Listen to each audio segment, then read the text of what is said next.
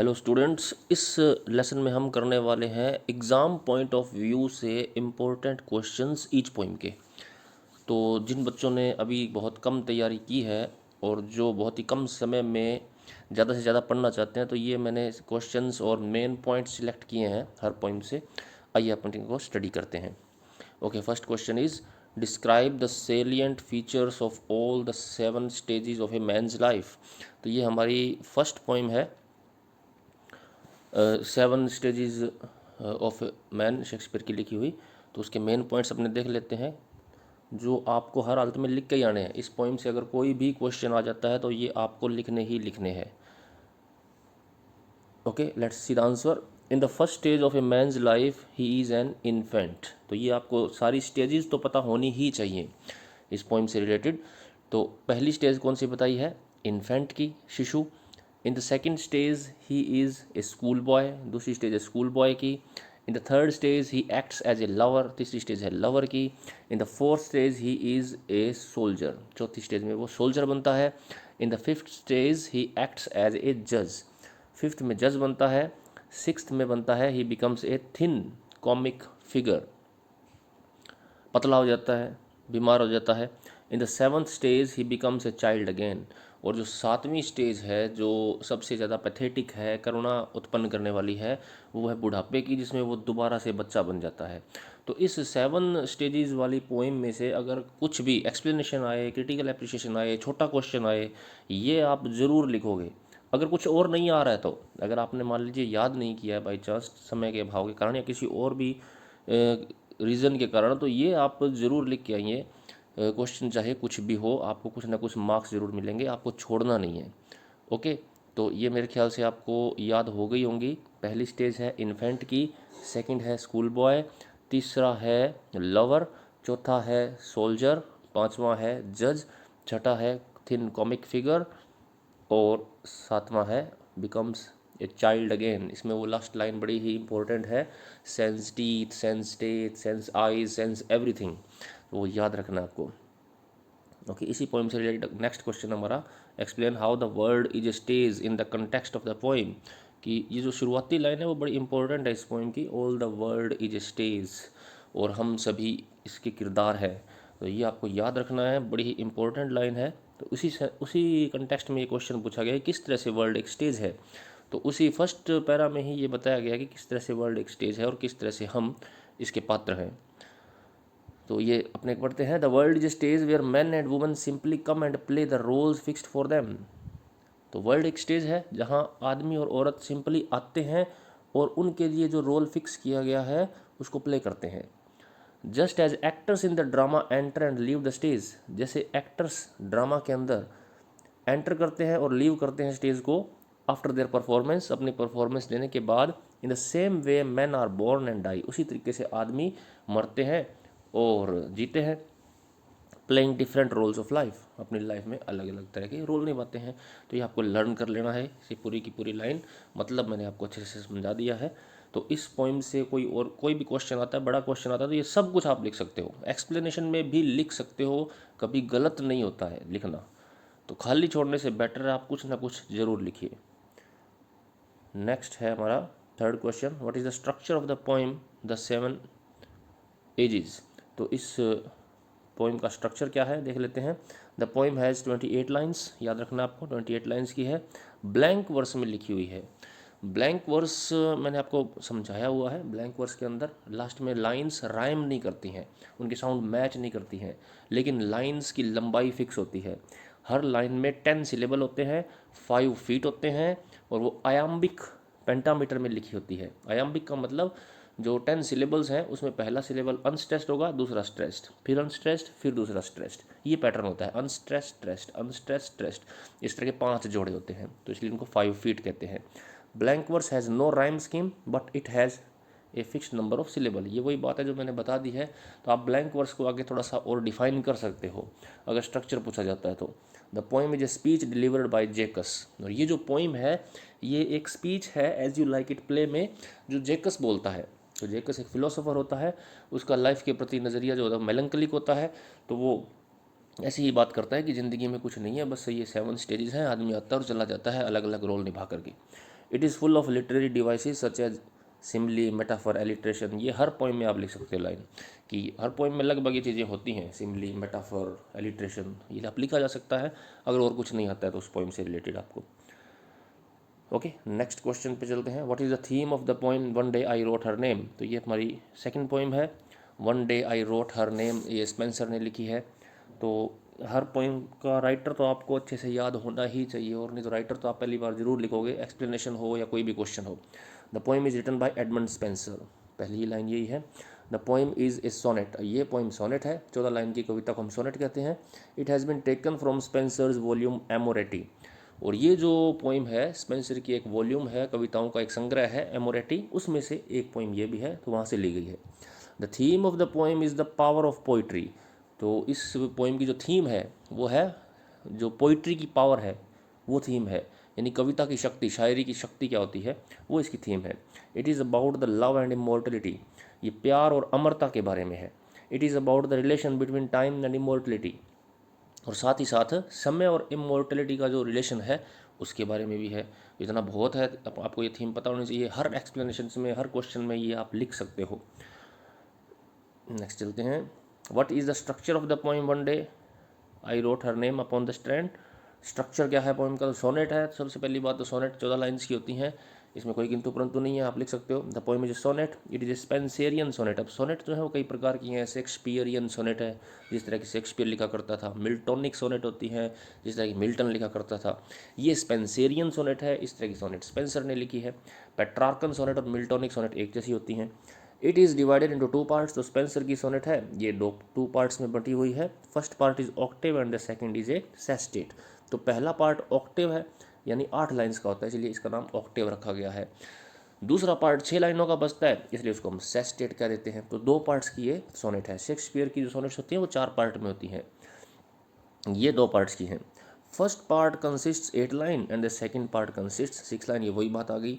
The first part poses a problem, a question. जो first part होता है Octave वाला, उसमें क्या होता है, कोई ना कोई एक प्रॉब्लम सामने रखी जाती है, कोई क्वेश्चन रखा जाता है, और उसके बाद जो नेक्स्ट पार्ट होता है सेस्टेट, उसमें उसका रेजोल्यूशन होता है, उसमें उसको सोल्व करने का प्रयास किया जाता है। And the second part presents the answer, the solution. The rhyme scheme of first part is A B B C B C, ये आपको याद रख लेना है। इस पोइम की जो राइम स्कीम है ए बी सी है, और जो सेकंड पार्ट है उसकी राइम स्कीम है सी डी ई ई। ओके, तो ये आपके लिए इजी सा वर्जन मैंने तैयार किया है, कम से कम इतना ज़रूर याद कर लीजिएगा, बहुत ही इजी है। लगभग मिडिल क्लास के लेवल का मैंने ये बनाया है, उन बच्चों के लिए बनाया है जो पढ़ नहीं पाए हैं, जिनके पास टाइम कम है, अभी अभी जो जागे हैं बेचारे। Okay, next. What is the theme of the poem the face that launched 1000 ships. अगली पोइम जो हमारी आती है डॉक्टर फॉस्टस की। डॉक्टर फॉस्टस एक प्ले है, उसमें एक गाना है हेलन के ऊपर जिसका नाम ये है the face that launched 1000 ships. तो यही पोइम हमारे सिलेबस में है, तो इसमें देख लेते हैं इसकी थीम क्या है।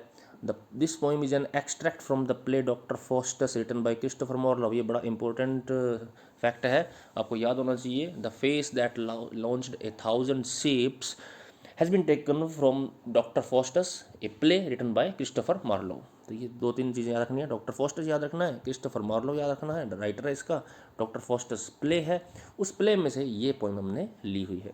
In this poem the poet praises the beauty of Helen. तो ये जो पोइम है इसमें जो डॉक्टर फॉस्टस एक किरदार होता है उसके सामने हेलन आ जाती है, और हेलन को देख करके वो मंत्रमुग्ध हो जाता है और उसकी तारीफ करता है। The beauty of Helen enthrals and enchants Doctor Faustus. तो हेलन की ब्यूटी इतनी ज़्यादा होती है, इतनी सुंदर होती है कि उसकी ब्यूटी उसको एंथ्रोल आनंद प्रदान करती है और इंचेंट कर देती है, मंत्रमुग्ध कर देती है। सो मच, इतना that he wants to make Helen his paramour, कि वो हेलन को अपनी वाइफ बनाना चाहता है, पैरामोर यानी प्रेमिका बनाना चाहता है। He is captured by the beauty of Helen, वो हेलन की ब्यूटी से अपने आप को कैप्चर्ड फील करता है, यानी बस वो कैद हो जाता है उसकी ब्यूटी में। ही डिमांड्स ए किस from her and for her किस वुड इमोर्टलाइज हिज सोल। तो अब उस देखो वो इतना खो जाता है, वो लगता है कि उसने अगर हेलन को किस कर लिया तो वो अमर हो जाएगा, उसको दुनिया में कुछ नहीं चाहिए, बस हेलन की किस चाहिए, और इससे वो उसको स्वर्ग मिल जाएगा, जन्नत मिल जाएगा। आदमी पागल हो जाता है ना कई बार प्यार के अंदर, वो वैसा सा हाल होता है उसका। He praises her and he is ready to perform all the impossible task for her sake. तो अगर आप पोइम पढ़ोगे ना तो उसमें बहुत सारी इम्पॉसिबल सी चीज़ें हैं, वो कहता है कि मैं तेरे लिए ये कर सकता हूँ, मैं तेरे लिए वो कर सकता हूँ। तो हमें क्योंकि ईजी वर्जन तैयार किया तो हमने वो ज़्यादा कुछ उसको मेंशन नहीं करना है, हम ये लिख देते हैं कि उसकी प्रेज़ करता है और वो उसके लिए सारे इम्पॉसिबल टास्क जो है परफॉर्म करने के लिए रेडी है। नेक्स्ट क्वेश्चन आता है structure of the poem, the face that launch the 1000 ships. इसका स्ट्रक्चर क्या है, इसमें मतलब कितनी लाइनें हैं, उन लाइनों में कौन सा फुट यूज़ किया गया है, ये सारी बातें हम स्ट्रक्चर में लिखते हैं। The poem has been taken from the play Doctor Faustus written by Christopher Marlowe. ये लाइन आप हर जो भी पोइम आती है उसका राइटर आप जरूर लिखोगे और उसका सोर्स जरूर लिखोगे कि ये पोइम कहाँ से ली गई है। जैसे डॉक्टर फॉस्टर से ली गई है। The poem is in blank verse, ये पोइम भी ब्लैंक वर्स में है जैसे वो पहले वाली थी 7 ages. And it has no rhyme scheme but has 10 syllable in each line. और इसमें राइम स्कीम नहीं है क्योंकि ब्लैंक वर्स में राइम होती नहीं है, ब्लैंक वर्स में सिर्फ लाइनों की लंबाई निश्चित होती है, तो इसके अंदर हर लाइन में 10 सिलेबल होते हैं, ये हम पहले पढ़ाए हैं, बता भी दिया आपको। They are written in iambic pentameter, तो ब्लैंक वर्स हमेशा आयम्बिक पेंटामीटर में लिखी जाती है। आयम्बिक का मतलब है अनस्ट्रेस्ड सिलेबल के बाद स्ट्रेस्ड सिलेबल आता है, ये जोड़ा होता है। ऐसे 5 जोड़े होते हैं, यूएस के 5 जोड़े होंगे, जिसमें पहले अनस्ट्रेस्ड, दूसरा स्ट्रेस्ड, याद रख लेना आपको। In which unstressed syllable is followed by stressed syllable, it has 20 lines. इस पोइम में 20 लाइन्स है, याद रख लेना आप। नेक्स्ट एक और सोनेट है हमारी जो है ऑन हीज ब्लाइंडनेस, मिल्टन की लिखी हुई है। What is the theme of the poem, हम इसकी थीम हमें याद होनी चाहिए, थोड़ा छोटा सा इंट्रोडक्शन हमें पता होना चाहिए कि पोइम किस बारे में है। तो इस पोइम से रिलेटेड कोई भी क्वेश्चन छोटा बड़ा आ जाए तो आप कम से कम थीम जरूर लिखिए उसकी, भले एक्सप्लेनेशन हो। तो the poem is a sonnet written by John Milton. तो सबसे पहली बात तो हमें ये होना चाहिए पता कि ये पोइम जो है सोनेट है, यानी 14 लाइन की है। It is one of the greatest poems written in English, ये इंग्लिश में लिखी हुई ये बहुत सारी महानतम कविताओं में से एक है। ये बात आप लगभग हर पोइम में लिख सकते हो क्योंकि लिटरेचर में हम जो भी पोइम पढ़ते हैं सिलेबस में वो सारी ग्रेटेस्ट ही होती हैं। It is about the poet himself, poet में खुद के बारे में ही बात कर रहा है। The poet is lamenting, poet विलाप कर रहा है, दुख मना रहा है, किस पर, ऑन इज ब्लाइंडनेस, क्योंकि वो अंधा हो गया है। He can not right poetry since he is blind, अब क्योंकि वो अंधा हो गया तो अब वो पोइट्री कैसे लिखेगा, उसको ये दुख है। क्यों 40-42 साल की उम्र में मिल्टन अंधा हो जाता है तो अब उसको लगता है कि मेरा तो टैलेंट व्यर्थ हो गया, अब मेरे को भगवान ने जो लिखने का टैलेंट दिया था मैं उसका यूज़ कैसे करूँगा, मैं तो अंधा हो गया, मुझे भगवान के लिए बहुत कुछ लिखना था, क्योंकि वो एक बड़ा ही डिवोटेड क्रिश्चियन था। He fears that God will review him for wasting the talent given to him, तो उसको ये लगता है कि गॉड उसको रिव्यू करेगा, यानी गॉड उसको सज़ा देगा या गॉड उससे गुस्सा होगा क्योंकि उसने जो गॉड ने जो टैलेंट दिया था उसको वेस्ट कर दिया, अंधा होकर के, अंधा हो गया वो तो। But soon Milton realizes that this is a foolish question. तो ये पोइम भी 2 पार्ट में, ऑक्टेव और सेस्टेट में। तो ऑक्टेव में तो वो यही सोचता है कि मैं अंधा हो गया, मेरा नुकसान हो गया, भगवान मुझसे नाराज़ हो जाएंगे, मैं भगवान के टैलेंट का यूज़ नहीं कर पा रहा हूँ, तो ये बात ऑक्टेव में आती है। और सेस्टेट के अंदर फिर वो अपने आप को समझाता है कि नहीं भाई ये तो बड़ा ही फुलिश क्वेश्चन है, मैं ऐसे कैसे कह सकता हूँ, भगवान इतने क्रोधी थोड़ी हैं, इतने क्रूर नहीं है। God does not expect his gifts back, भगवान कभी भी अपने गिफ्ट्स को वापस पाने की उम्मीद नहीं रखते हैं। वो अगर किसी को टैलेंट देते हैं तो ज़रूरी नहीं है कि भगवान ये चाहें कि इस टैलेंट का यूज़ वो मेरे लिए ही करे। It does not want us आएगा यहाँ पे, ऐसे नहीं आएगा, us to do something for him, भगवान कभी भी नहीं चाहते कि हम उसके लिए कुछ करें, क्योंकि भगवान को किसी चीज़ की कमी नहीं है, वो हमारे पे आश्रित नहीं है। वो हमें कोई गिफ्ट देते तो इसका मतलब ये नहीं है कि हम उसके लिए कुछ करें। He has thousands of angels to serve him day and night, उसकी सेवा में तो हज़ारों एंजल्स, हज़ारों देवदूत लगे होते हैं जो उसकी दिन और रात की सेवा करते हैं। He only wants us to have unquestioning faith in his wisdom. तो मिल्टन के हिसाब से भगवान क्या चाहता है, भगवान चाहता है कि हम उस पर अनक्वेश्चनिंग फेथ रखें, हम उस पर ऐसा विश्वास रखें जिस पर कोई क्वेश्चन ना कर पाए, उसकी विजडम में, भगवान की विजडम में। God is like a king, भगवान तो एक किंग के, उस किंग के समान है। He has thousands of angels to serve him, those people who only stand and wait also serve God. तो भगवान तो एक राजा के समान है जिसके पास नौकर चाकरों की कोई कमी नहीं है। हमें इस बात से कभी नहीं दुखी होना चाहिए कि मैं भगवान की सेवा नहीं कर पाया किसी वजह से।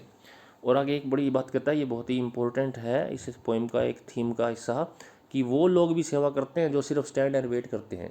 ऐसी बात नहीं है कि वही लोग उन्हीं लोगों की कार्य काउंट होते हैं जो कुछ कर गए भगवान के लिए। ऐसी बात नहीं है। वो लोग जो किसी न किसी प्रॉब्लम की वजह से, किसी न किसी इनकैपेबिलिटी की वजह से भगवान की सेवा नहीं कर पाए, तो वो भी एक तरह से सेवा ही करते हैं भगवान की, भगवान के सामने बस खड़े होकर के। तो ये लाइन बड़ी याद रखनी है आपको। दोज पीपल वो only stand and wait also serve God, कि वो लोग जो सिर्फ खड़े होते हैं और वेट करते हैं वो भी भगवान की सेवा करते हैं। बस हमें क्या चाहिए, ये चीज़, unquestioning faith. What is required is faith in God's wisdom and action. ये फिर से आगे वही बात कि जो कुछ चाहिए वो ये है कि हमें भगवान में विश्वास रखना है। तो बड़ी अच्छी पोइम है, रिलीजियस पोइम है। स्ट्रक्चर देख लेते हैं इस पोइम का क्या है। The poem is a sonnet of 14 lines. Sonnet है तो 14 लाइन्स की होगी। ये पेट्रार्कन सोनेट है, इसको आप मिल्टोनिक सोनेट भी बोल सकते हो। पेट्रार्कन सोनेट वो होती है जिसमें दो पार्ट्स होते हैं, ऑक्टेव और sestet. It is divided into two parts. The first part is octave and the second part is sestet. The rhyme scheme is ABBA, CDE। ये आपको याद रख लेना है। This type of sonnet is also called Miltonic sonnet. In first part a question is presented and in the second part resolution is presented. तो पहले part में question pose किया जाता है, एक प्रॉब्लम पोज की जाती है। सेकंड पार्ट में उसका सॉल्यूशन दे दिया जाता है। जैसे इस पोएम में प्रॉब्लम ये थी कि वो अंधा हो गया, अब वो भगवान की सेवा कैसे करेगा, उसने भगवान का दिया हुआ टैलेंट व्यर्थ हो गया है। अब उसको वो अपने जीवन में इस टैलेंट का उपयोग कैसे करेगा और पोइट्री कैसे लिखेगा, भगवान तो नाराज़ हो जाएंगे। सेकंड पार्ट में सॉल्यूशन ये है कि भगवान चाहते ही नहीं ऐसा कुछ। भगवान जो गिफ्ट देते हैं वो उनको वापस नहीं चाहिए होता है। भगवान को कोई कमी नहीं है, उसकी सेवा में तो हज़ारों लोग लगे हुए हैं। तो आपको सिर्फ क्या करना है, भगवान पे विश्वास रखना है। ओके स्टूडेंट्स, नेक्स्ट पार्ट भी जल्दी ही मिल जाएगा आपको, उसमें हम बाकी पॉइंट्स कर लेंगे। Okay, thank you.